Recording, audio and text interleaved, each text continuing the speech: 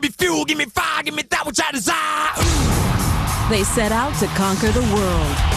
We had the songs, we had the attitude, we had the fire. We were determined to kick people's ass, and we did. And made their own rules along the way. And nobody's gonna sit down and tell me what Metallica's about or how it's supposed to be. From the heights of excess. We were just getting as drunk as possible, as many girls as possible. Destroying dressing rooms, getting in fights, shooting guns off at hotels. We were pretty much inebriated 24 hours a day. To the brink of destruction. You're just sitting there being a complete. Well, these guys had all this buried tension, and they just started boiling over. I was just left wondering, do we even have a band? And back on top again. Metallica is in a real good mood tonight. These are the stories of the world's most volatile band, told by the people who lived them.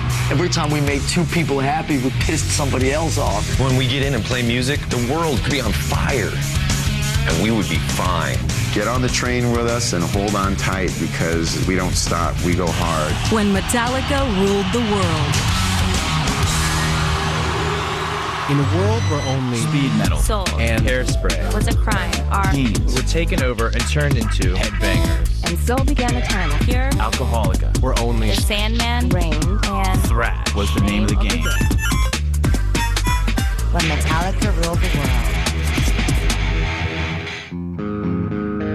Metallica just started out being basically James and Lars. James came from a very strict background and grew up in a suburb of Los Angeles, Downey, Norwalk area. My dad left at 13, and my mom passed on when I was 16. It's like, what's going on? Everyone's just leaving me. But the music was a huge, huge savior in my life. I moved from Denmark to Southern California in August of 1980. I was 16 and sort of fooling myself into believing that I was going to follow in my father's footsteps, be a professional tennis player. But within 5 minutes of being in LA, it was all about the music in England. The new wave of British heavy metal was just starting to explode in England. You had bands like Iron Maiden getting recognized. Diamond Head, Angel Witch, Tigers of Pantang, Venom, full-on metal bands back when they were really metal. So I became kind of obsessed with all of it, and I threw the tennis racket, burned him probably, and kind of started fiddling with the drums. And he was always like, I'm going to start a band. We're like, yeah, sure you are, Lars. Well, I started advertising through the Recyclers classified ad newspaper in LA where you could sell your car or find a lead singer for your band. Every week that it would come out, looking under H, for heavy metal, or M for metal, there was always him and me, and maybe a few other people. One day this guy named Hugh called up and said he was pretty into the metal stuff and he was going to come along for a jam, and he brought his friend James Hetfield along.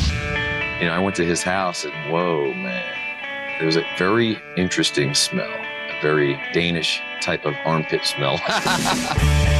James was incredibly shy and could hardly even make eye contact, but he seemed to at least have a passion for some of the same things that I was into.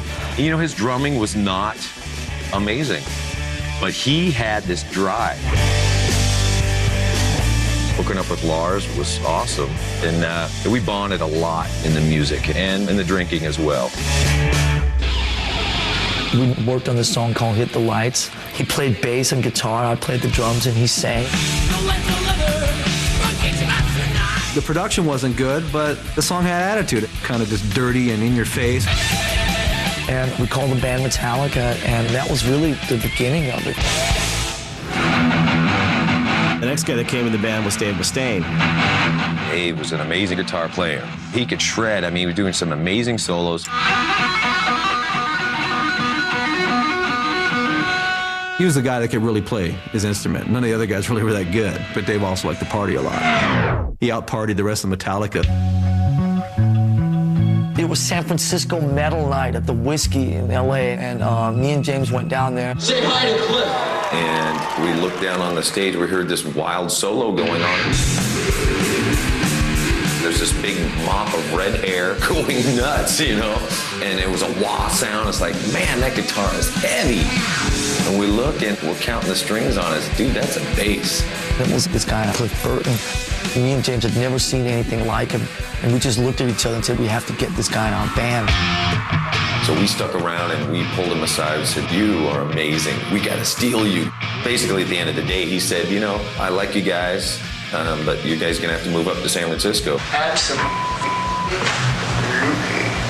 We were ready to get out of LA. LA sucks! Even in '82, LA still was such a pansy-ass environment for metal. Hair metal, big hair, glitzy outfits. Motley Crue and Rat are talking about strippers and partying. Getting laid on the Sunset Strip. Metallica was completely different. They were street. It was just t-shirts, jeans, let's get down to business. Let's not screw around. And why should we change? We're on stage. You know, we're not trying to be something big and fancy, you know. We didn't fit in with the music scene in LA. We did up in San Francisco. I mean, in LA, you get drinks with umbrellas in them. Up in San Francisco, it's beer can. I mean, it was a much grittier atmosphere. So we went right up there instantly. San Francisco, would you please welcome Metallica! All right. That whole scene in San Francisco at the time was just waiting for a band like that to come up there and play. They liked the music, they liked the lyrics, and they didn't have to dress a certain way. Guys like me that were wearing like my Judas Priest denim jacket painted and my scarf. Metallica said, take that off. It's not metal. Just hang out. We made a demo tape, and I just sat there and sent it to 20 people. And then those 20 people each send it to another 10 people. Somebody came into our store, Rock and Roll Heaven, in East Brunswick, New Jersey, and basically handed off a cassette for us to play. And the second we heard the first notes, we were blown away. Well, Johnny Z started a record company called Megaforce and basically called them up and said, hey, if you guys come to New York, I'll do a record. So they were like, sure, let's do it. He paid for us to drive all the way out with our gear in a U-Haul trailer. He never even met us before. First thing we say to him is, hi, we're getting rid of our guitar player. On our way out to the East Coast, we were staying at connections of friends, and Dave, he was trashing their houses and just really disrespecting stuff. You know, we drank a lot. God, did we drink a lot. But Dave had a side to him when he was drunk that was not positive. I think especially Cliff thought that Dave Mustaine was just like out of his mind. It was gonna bring us all down, and we had to put an end to it. If you ever wake up and the other 3 band members are sitting, you know, within 2 feet of you, staring at you as you're rubbing sleep out of your eye, it's probably not a good sign. And that was what Dave awoke to that morning. We had the bus ticket in hand. Dude, we've got to let you go. Gave him 15 minutes to get his things together, and then put him on a bus and then back to California. Probably not the nicest way to do it, but that's what we knew. So me and James got roaringly drunk about 10 or 11 in the morning and went sightseeing. Start spreading the news. We went to the top of the Empire State Building and just started drinking. And whatever that did for us, it helped. That same night, Kirk Hammett came out from San Francisco, who was the lead guitar player of this band, Exodus. When I arrived, it was about, I'd say 7 o'clock in the evening. These guys were just getting up. And I thought, wow, I like these guys. He set up his gear. We played Seek and Destroy, and about halfway through Seek and Destroy, I remember me and James looked at each other and kind of just nodded, and we knew that it was the right thing. They never really told me that I got the job or I was in the band, you know. I just kind of went along with the ride, and all of a sudden I had about, I don't know, 10, 12 gigs under my belt. Kirk, when he first came in, he looked like a guy he was really shell-shocked. Within the first 2 or 3 weeks I was in the band, I found myself getting in between Lars and James. I can remember us just drinking, and all of a sudden Lars and James getting into it. James pushed Lars, and Lars fell into his drum kit.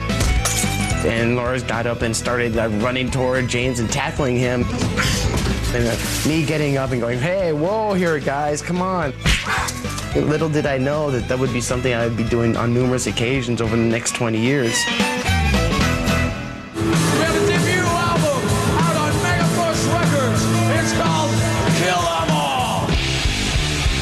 What Metallica did in 1983 was they delivered an album that went where others didn't go. It was just so aggressive and so tough, and it's boys will be boys. No American band ever sounded like that. And you had all these underground kids that all of a sudden when that record came out, it was like, this is our band. This is really our band. We had a very, very pure vision back then. Just four guys who just loved to play metal. We didn't think too much, we just did it. We were just living in the moment. We had the songs, we had the attitude, we had the fire. We were out to conquer the world. Coming up, Metallica drinks to success. Everyone was calling us Alcoholica. We were proud of that. We're living the rock and roll dream, and we can drink more than you. And later, they get filthy clean. We would tell our tour manager, when we go off stage, we want the showers running and girls in there ready and willing to bathe us. Next on When Metallica Ruled the World.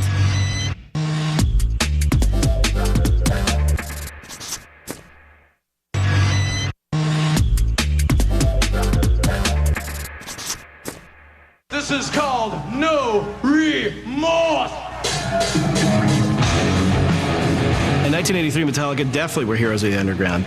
Kill 'Em All came out, and they went out and toured, and people saw how great they were live. We had about 35 dates with one of our favorite bands called Raven, and we went out and saw the United States for the first time. I really can't remember much of the Kill 'Em All for One tour because we were pretty much inebriated 24 hours a day. It was a bunch of 19-year-old kids who were basically given a carte blanche to just go out and rage and pillage. Destroying dressing rooms, getting in fights, fighting each other. We didn't know anything about touring at all in those days, but we know one thing, don't take a Winnebago out and expect to ever return it. This poor Winnebago just died an ugly death. The trailer didn't have a top when it ended. It was probably the odor of all the alcohol that just killed it. I mean, it was crazy.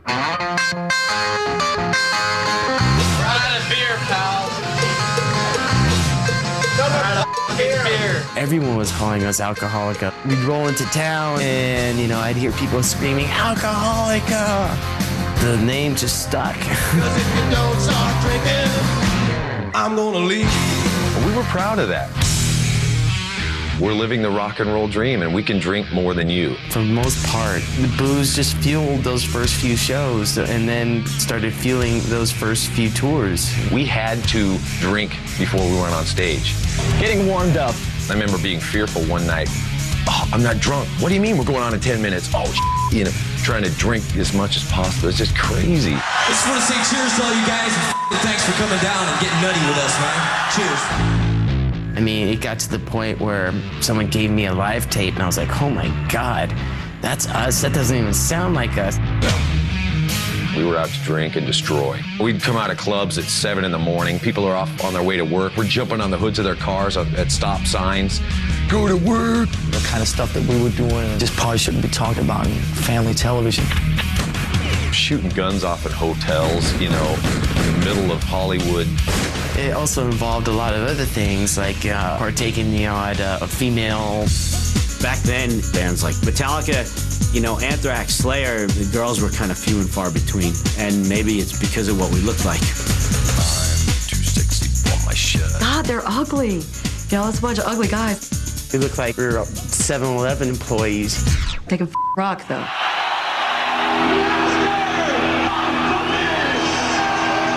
1986 was when Master of Puppets came out, and then they went out and did that Aussie tour.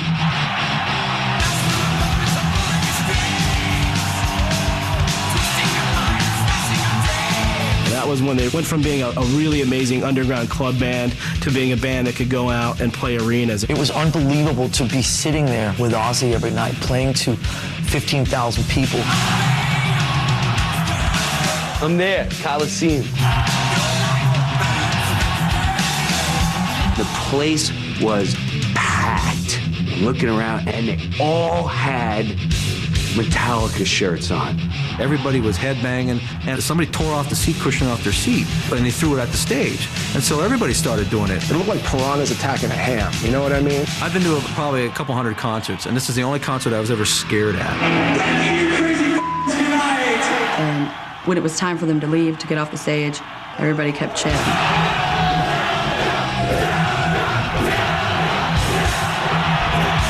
This is the Ozzy concert, right? Like, Ozzy's definitely coming on. They were blowing Ozzy off the stage. I mean, they were just a monster band. We were out to take over the heavy metal scene. We were just having fun. You never actually got a chance to think that there was anything else that could be. We were with Ozzy in the States till late May, and then Europe after that. Until next year. Yeah, we're pretty much on the road. It was a night like most of the rest of them on that tour. Play a show, hang out, drink, and stumble onto the bus. That night we were in Sweden. We were on our way to Denmark for a show. Me and Cliff were the last two people up. I went to bed before he did. The next thing that happened was I just remember hearing these loud noises. It wasn't an earthquake, it was the back wheels of the bus jumping. The bus flipped and was rolling. And I thought, oh my God, we're going off a cliff or something. The bus, went over on its side, and I kicked out the back window, which is the emergency window. I don't know what it was, 15-degree weather outside. We're all in our underwear. I just started freaking out. And I just knew instantly that something was horribly wrong. I could hear everyone else screaming and crying, but I didn't hear Cliff's voice. But it was all kind of odd because we were standing there going like, where's Cliff? And turn around, I could see Cliff's feet sticking out from underneath the bus. There's no movement, there's no nothing. And that was just something that I'll never forget. The vision is just, it's burnt into my mind. It took days, weeks to be able to just understand that had gone down. It's one of those things you relive over and over. You think so much about, and you try and change it in your mind. It was so surreal because death and mortality, that was not part of the gig, you know what I mean? I felt like an orphan, It felt like I had lost, an older brother. It was so sad that he was taken at such a young age. Shortly after his funeral, we all decided Cliff would be the last one to say, let's give up. That would pissed him off, immensely. We had to keep going because it was the only thing we knew. We talked about it and we wanted to keep the spirit of Cliff Burton alive and well in Metallica. And to stop Metallica would to stop that spirit.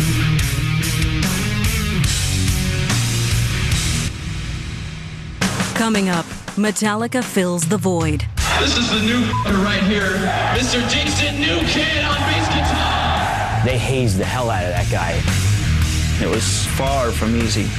And later, group therapy. The higher we ascend, the more challenging it will be. We were all off in our own little childish worlds, so we needed that help. Next on When Metallica Ruled the World.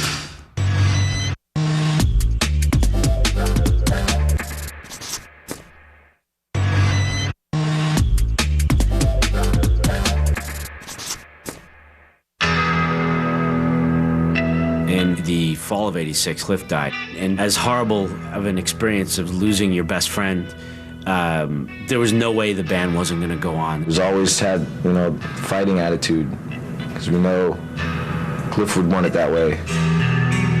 We just jumped in and started auditioning, calling around, checking in with people like Brian Slagle. I said, well, I think I have the guy for you, Jason Newsted. Of course, his favorite band in the world is Metallica. When I went in for my audition, I'm like, holy crap. I know every song that they've played and worshiped them and all that thing. He was incredibly talented. In the end, we just realized that Jason was the right guy. 11 days after I was asked to be in Metallica, we were touring Japan. This is the new right here, Mr. Jason New Kid on bass guitar. It was like Cliff wasn't there, and it was tough. And the way that we coped with that was to take that out on Jason. They hazed the hell out of that guy. It's Jason's birthday today. Let's kill him. We would always go drinking, all of us, without him, and then we would, of course, charge the whole evening's festivities to his room. We love you, Jason. Honest. We would tell him things like, you know that mini bar in your hotel room? It's all free, Jason, so let's drink it. And I didn't know that it cost money. Dude, they're in your room, you know? We weren't very nice at all. Hey, let's go. No matter if this band goes for 20 more years, you know, I'm always going to be the new guy no matter what. With the release of Injustice for All in '89, Metallica finally made a decision to make a video. Here's Metallica with their first video ever. This is called One. At that time, videos on MTV were all just kind of cheesy and corny. Now that the war is through with me. We were more into portraying ourselves in a different light.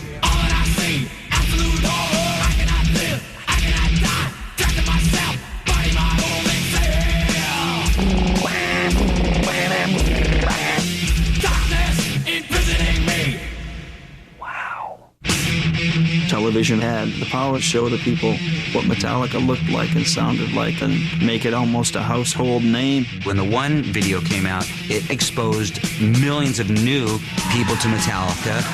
They were on the brink of, if you haven't heard of us, guess what? You will. Me and James wrote what became the Black Album in probably about 3 months or so over the summer of 1990. It was a constant battle between Lars and I. Do you want to hear it with vocals? Go sing it. Just one verse and one chorus. That's all I had. You know, we'd be fighting over ridiculous things that didn't matter. We'll fight for hours over it. The vocal line goes exactly with the guitar. But the conflict and just the static created this electricity that we were hitting a new peak in everything. When that album started taking shape, it was just like one great song after another.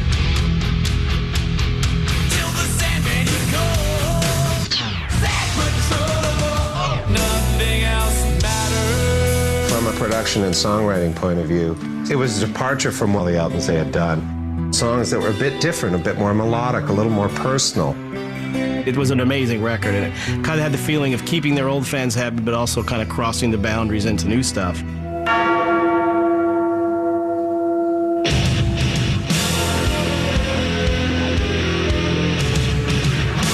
Black Album was released in August of 1991.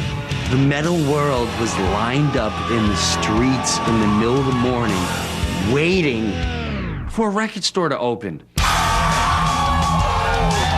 The Black Album came out, debuted #1, and it was just a combination of, you know, an amazing album, the right time, the planets just all aligned themselves properly. You guys expecting your album to do what it did? And were you blown away? No, actually I was expecting it to do a lot better.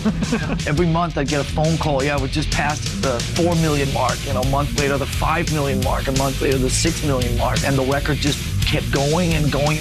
After like the third or fourth single, I just thought, when's it gonna stop? But it never really stopped. It was craziness. That was really the time where you thought, okay, this band is the biggest band in the world, because everywhere you went, you heard Metallica. We were just totally saturating airwaves. 40-minute music marathon, enter Sandman from Metallica. If it wasn't the airwaves, it was, you know, the TV waves. Metallica rule! Yeah. If it wasn't the TV waves, it was like the media. We were on front covers of magazines, and it was just everywhere. You had people in Russia. You had people in China. There's people on satellites jamming to Metallica. I remember one time, dude sends a video. It comes on the screen, and you're inside the cockpit of a spacecraft. You see these dudes come floating into the picture, right? And you hear music come on, and it's Metallica. And he takes his hands, and his hands come up, and he's got Injustice in one hand, and he's got the Black Album, and he goes.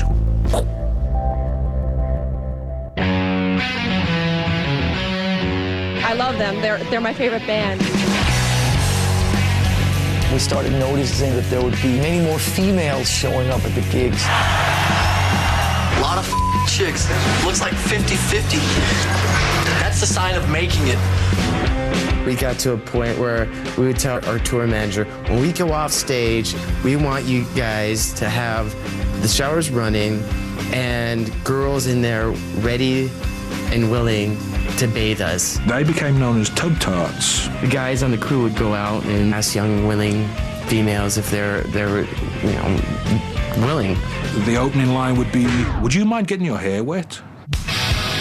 We'd get off stage, hop in the shower, and voila, there'd be like, girl in there, sometimes 2, sometimes 14. Whoever was in the shower last, I would get the not so good looking ones, I'd be lying to you if I said it wasn't pretty fun. Might sound stupid, but how many in here don't have the new album? The Black Album was giant, and we went everywhere and anywhere. We were on the road for 2 years, and I think did somewhere in the vicinity of about 250 shows. The band set out to play every market that they possibly could, and that was worldwide. Moscow, we're having some fun today! We'd finish a leg on the tour, and I remember our manager would come out, "Hey guys, guess what? We got to go back to Japan. The Wherever I May Roam single has gone through the sushi house roof or something, we got to go back there." When a record's got those kind of legs on it, you got to go out there and just try and hold on.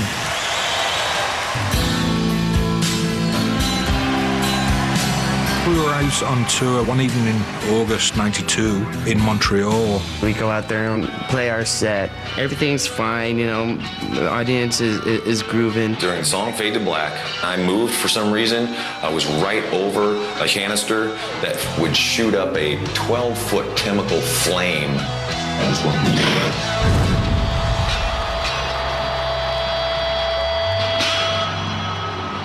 all the strings melted off the guitar instantly. It was the most horrific pain. I was like, holy I can't believe it.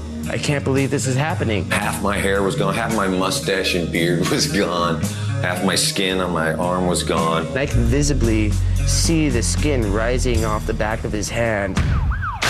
Once we got to the emergency room, James was already talking about how we could continue the tour.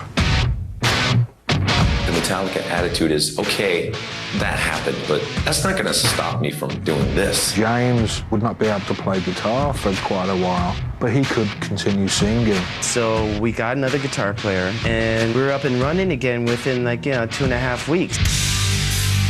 Bang, they came right back. Dun, dun, dun, dun, dun, dun. Metallica.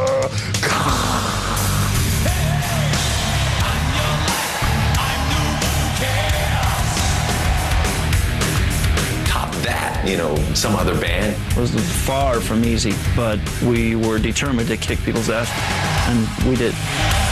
We knew that ride was only going to come by once, so we grabbed it and definitely had fun with it.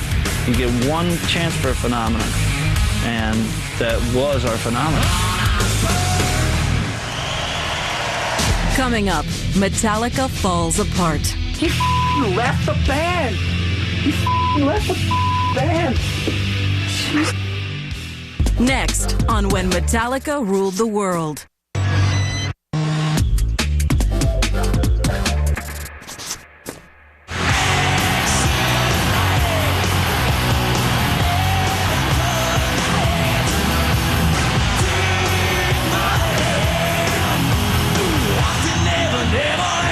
After the Black Album tour of almost 3 years, I could not believe that it was over. Thanks for all your support, man, and we'll see you around soon, I hope. Thanks very much. Good night from Metallica. See ya. They're the biggest band in the world. Everybody loves them. So they're like, wait, we're not used to this situation. We got to do something to kind of shake things up and do something different. Load came out in 1996. It was a risk both in the way they looked and the way they sounded. Just like the curse, just like the strain. The people that expected Black Album 2 were shocked, disappointed, and distraught. It was the new Metallica. Sort of like we have short hair now, and we kind of dress like we work at funeral homes, and we drink martinis, but now we play songs that are kind of bluesy. I kind of wish I was like really close friends hanging out, like, dude, love everything, but listen, you don't need the eyeliner. You know, we got arrested by the heavy metal police. Pull over, you know, you're not metal anymore, look at you. It seemed to really affect people, and I really don't know why. At that time, that felt right. And nobody's gonna sit down and tell me what Metallica's about or how it's supposed to be. We were in the studio working on a track for Mission Impossible 2, and all of a sudden we found out that it was available on Napster. We got online and checked it out and started to see the volume of songs that were being traded and started to realize that this is something that's beyond our control. We controlled Metallica. So it was these let's go after them. Hi, I'm Kurt Loder with MTV News. Napster, the controversial music swapping website, got a very special delivery on Wednesday when Metallica drummer Lars Ulrich showed up at the company's headquarters in San Mateo, California. On April 14th, Metallica filed a lawsuit against Napster for basically encouraging people to steal and trade our music. Suing Napster from a publicity standpoint was probably the biggest misstep in Metallica's career. I think it's about the most unhip thing that I've ever seen a big rock star do. How much money does Metallica already have? Do they really need more money? I used to like Metallica a lot, but the fact that they're doing this, I'm really upset about it. All of a sudden, we were just like anti-music fan because we were anti-Napster. You know, we were the bad guys. We were these greedy rock stars. People branded us that. Lars, for all the flack he took in the beginning, he was right. Sure enough, it has become a big problem. But at the time, they certainly were public enemy number one. It was just one more thing that was kind of looking bad for Metallica at the time. By the summer of 2000, there was a lot of tension within the band between the three guys and Jason. Calm down. I'm trying to. Are you stressed out? Just a little bit. It kind of felt like it built up over the last 14 years. Really, ever since he came in the band, he was always battling for position. There was some stuff that wasn't dealt with when Cliff passed away that made Jason definitely the outsider. Jason wasn't getting a lot of his music in Metallica, and so he wanted to do side projects. Echo Brain was actually one of the projects that I had ongoing, and we started getting kind of serious, and we started playing more and more together. James saw it as a betrayal. He just freaked out. Man, that was such a sore subject, and you know, I dragged Lars into it saying, hey, we can't let Jason go off and do this stuff. Echo Brain's music was so different than Metallica's music. I couldn't fathom how it would change the fan base of Metallica in any negative way. We were on separate pages, I mean, completely separate ideas on what was going on. So we called a band meeting. We all got together in this hotel room, and Jason just dropped the bomb right off the bat. I mean, I asked James straight up, dude, you can't be in a band with me if I do Echo Brain, right? He says yes. I said, then I have to go. I am leaving the band. I don't think you can properly weigh the magnitude that his departure had on Metallica. And when he left, it shook them to the core. He left the band, period. He left the band. Jeez. But one good thing came out of that. That was when we hooked up with Phil Toll. The more we feel good about ourselves and each other, and the higher we ascend, the more challenging it will be. Phil is a performance enhancement coach that we thought could be of some help to Metallica. I don't want to end up like Jason, okay? I don't want to be pushed away. We were all off in our own little childish worlds, so we needed that help.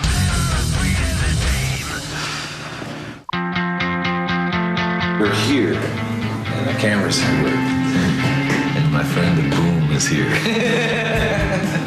You want me to play the music? Yeah.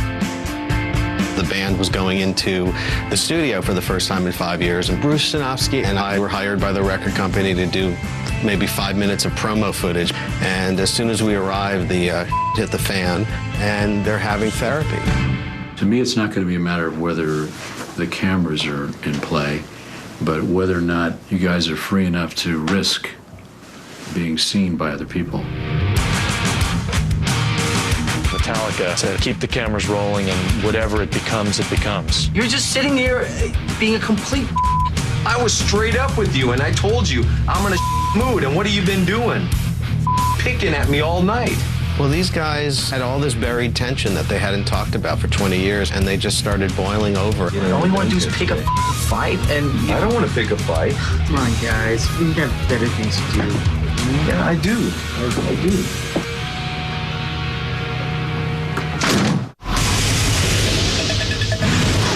Metallica frontman James Hetfield has entered a rehabilitation facility to undergo treatment for alcoholism and other undisclosed addictions.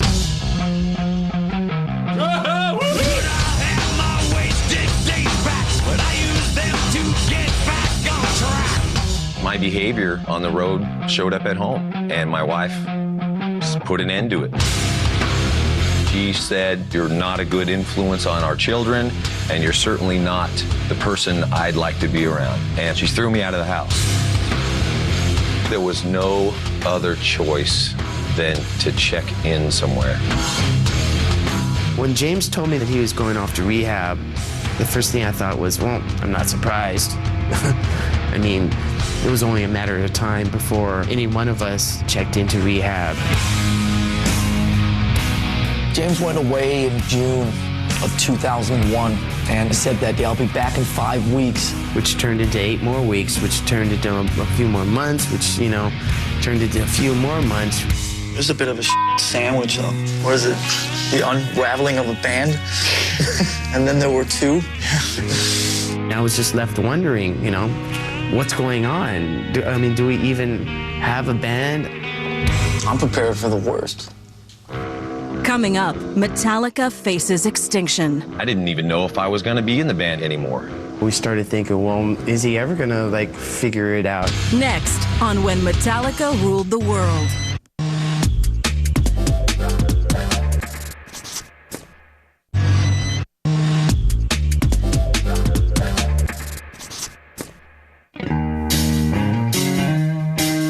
During the entire period where James was in rehab, Metallica looked like it was falling apart. The longer James chooses to stay away from dealing with us, the further we drift apart. He was away for months and months and months. Even by the time he came back to San Francisco, he was still doing his own thing. I had to step up and take care of myself.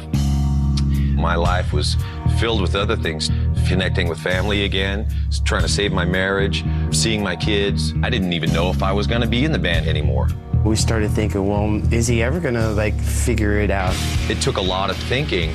What's going on in my head now? Where am I at? What do I need in my life? A lot of stuff. Eventually, he did tell us that he was ready. Anyway, here we are. Play a riff.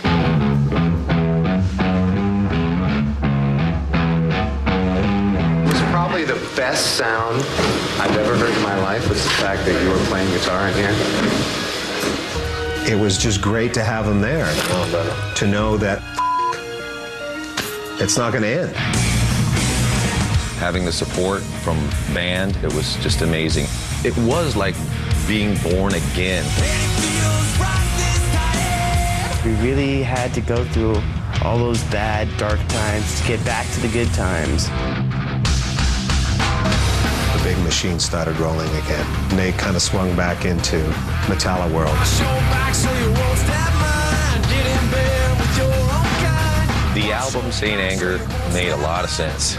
It spoke so much of my heart and of everyone else's heart in the band. Who's in charge of my head today? Dancing devils and angels away. We've proven that you can make aggressive music without negative energy. Enough's enough! That was awesome!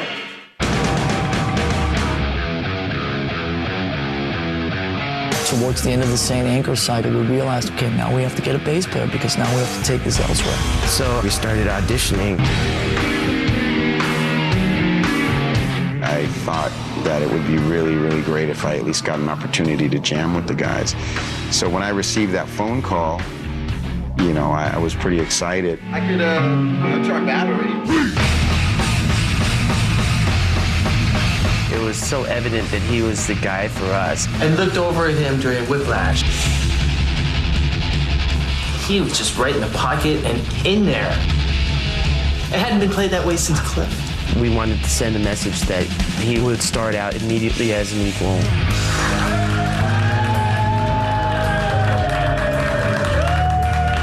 To show you how serious we are about this, offer you $1 million to join our band right now. I can't really talk right now. I was pretty much in shock. For a second, I thought they were joking. It was them saying, we're going to do this different. We're going to do this right. We're not going to make the same mistakes that we'd made with Jason. To walk into that environment and to have it be sort of a clean slate was amazing. The one thing about Metallica over the years is they've never been afraid to do something different and take chances. And I think with Some Kind of Monster, they took a big chance. It started out as a 5-minute promo film, and it just transformed into something really raw, real, and honest. When I was running this morning, I was thinking about seeing this today, the word comes up so much. That's so The hugest chapter in my life. It was just like everything else Metallica's done in their career. It's a ballsy move. They don't let the outside world sway them. They do what they want to do, and they always find a way to get back on top. When Saint Anger came out in June of 2003, it hit #1 in 30 countries. When it did debut at #1, that is a good feeling that, man, you could put your heart out there no matter how black it is, and people can understand it. It felt like all the blood, sweat, and tears that we shed for this band to try to turn it back into a functional, creative entity actually paid off.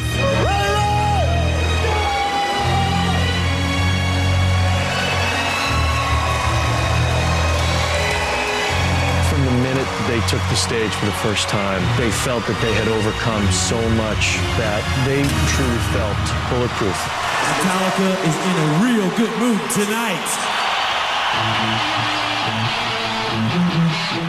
Metallica is in better shape than it's ever been before. And when you've been doing something like this for 23 years, that's a pretty big statement. It seemed for a long time like we would never really make it to this point. All right. But we're still here and we're still kicking ass. Get on the train with us and hold on tight, because we don't stop, we go hard. We still rule the world.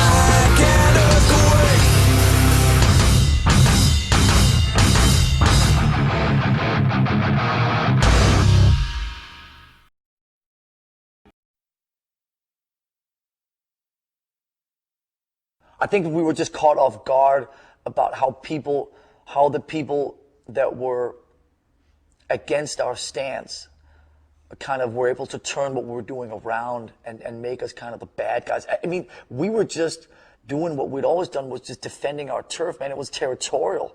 Do you know what I mean? It was territorial. We weren't on any crusade. It wasn't about saving the fucking, that's all stuff people turned it into. This was selfish. This was, you fuck with us, we'll fuck with you back. This was street stuff. This is what we knew. This wasn't, a crusade. This is what it became. People branded us that. People, I became that. I'm the one with the big mouth in the band, so people sit there and talk about, did the other guys in the band feel this way about what you were doing? I'm like, me? I was just a Metallica, just doing our thing. And I was the mouthpiece on behalf of the band, and it was a mind fuck to be caught out in the middle of all that, it was like just being like out in an intersection or something like that with 4 green lights on at the same time, you know, trying to like avoid, you know, these cars. Or I mean, it was crazy. So what I would have done, what we would have done differently is we would have probably not fought it that way, and because what the people that were on the other side, they were so masterful at turning it around in the public. You know, we were the bad guys. We were these greedy rock stars. This wasn't about money. This wasn't about any of that shit. This was about turf.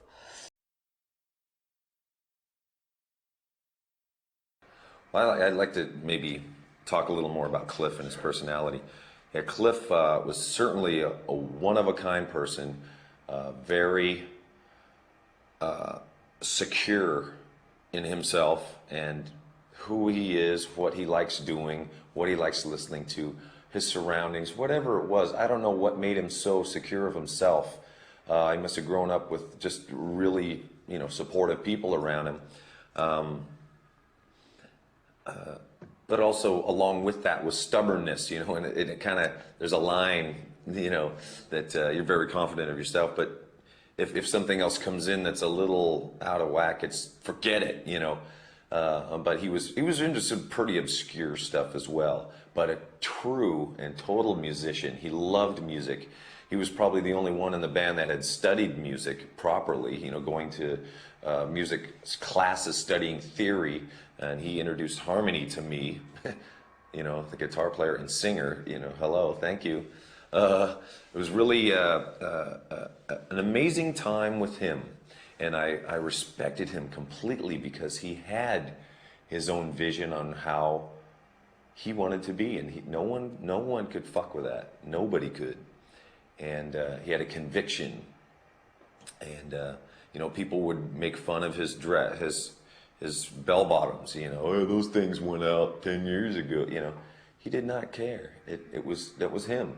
You know, he liked country music, he liked shooting guns, he liked being out in the wilderness, he liked really exploring his mind, you know, reading bizarre things, you know. He really was out to enjoy life, and it's so still sad that he was taken so early at such a young age. He had so much strength, and I still feel that. I still have these dreams about Cliff, and that he's just appeared again. You know, he showed up in our dreams saying, or in my dream saying, hey, how's it going? And I said, where have you been? You know, and he says, oh, I did an Elvis. I pulled an Elvis, man. I pretended I died, and I went off to some island, you know, one of the unnamed Hawaiian islands, you know, a bizarre dream thing. But, you know, he's just like, oh, I'm back. How's it going? You know, and so he visits in my dreams, and it's not a freaky thing at all. It's a comforting thing.